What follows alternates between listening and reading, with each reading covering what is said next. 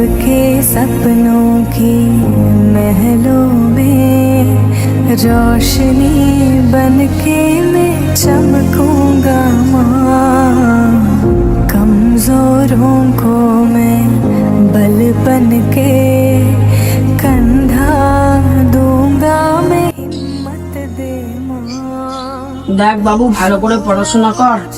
আমাদের দুঃখ কষ্ট তো তোকেই দূর করতে হবে।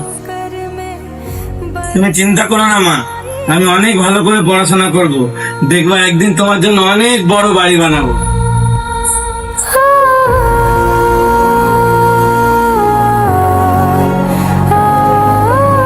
একটা ছেলের স্বপ্ন এটাই হওয়া উচিত যে তার মায়ের স্বপ্ন সে কবে পূরণ করবে।